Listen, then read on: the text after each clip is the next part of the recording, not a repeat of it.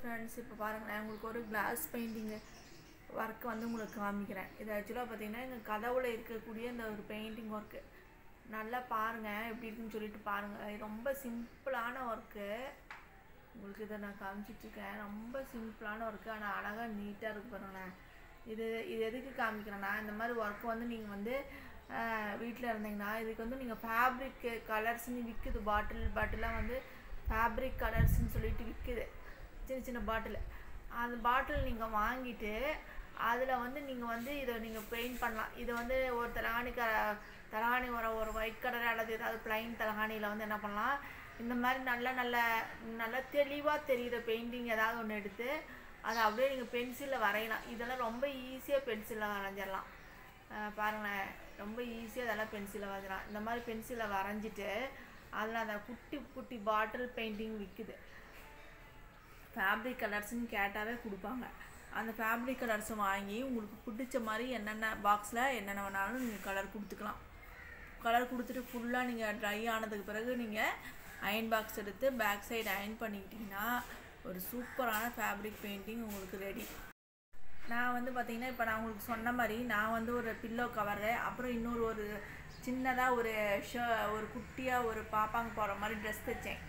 அந்த ட்ரெஸ்ஸில் வந்து இந்த மாதிரி வந்து ஒரு ஒர்க்கு போட்டு அது கலரிங் பண்ணி பார்த்தேன். ரொம்ப அந்த சூப்பராக இருந்துச்சு. அதை பெயிண்ட் பண்ண அந்த ஃபேப்ரிக் கலர்ஸில் நீங்கள் பெயிண்ட் பண்ணிங்கன்னா அந்த பெயிண்ட்டு போகவே போகாது. ரொம்ப அழகாக இருக்கும்.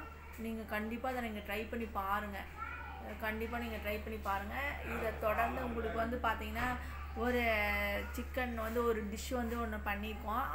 அதுவும் உங்களுக்கு இப்போ நான் காமிச்சு தரேன்.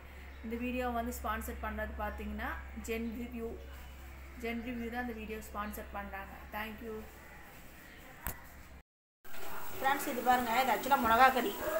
இதில் ஒன்றுமே போடலை, வெறும் சின்ன வெங்காயமும் வரமிளகா கிள்ளி அதனுடைய விதையெல்லாம் எடுத்துட்டு அந்த வரமிளகா மட்டும் போட்டிருக்கேன், விதையெல்லாம் இல்லாதது. சின்ன வெங்காயம் போட்டிருக்கேன். 2 டம்ளர் தண்ணி ஊற்றி நல்லா வேக வச்சு இப்போ நல்லா ட்ரை ஆயிடுச்சு, எண்ணெய் பிரிஞ்சு வந்துருச்சு பாருங்கள். மிளகா கறி இது வந்து ஒரு டைம் செஞ்சு பாருங்கள், ரொம்ப டேஸ்ட்டாக இருக்கும். உப்பு போட்டிருக்கேன், அவ்வளோதான். இதில் பெருசாக ஒன்றுமே இல்லை. எப்பயும் அது இதுன்னு என்னென்னமோ மசாலா போட்டு செய்கிறதுக்கு இந்த மாதிரி ஒரு டைம் செஞ்சு சாப்பிட்டு பாருங்கள், வேறு லெவலில் இருக்கும். ரொம்ப சிம்பிளான வேலை, ஆனால் டேஸ்ட்டு சூப்பராக இருக்கும், வேறு லெவலில் இருக்கும். வெங்காயம், மிளகா, உப்பு, மஞ்சத்தூள், ஆயிலு, சிக்கன், அவ்வளோதான். இது வந்து சாப்பிட்றதுக்கு ரெடி ஆயிடுச்சு.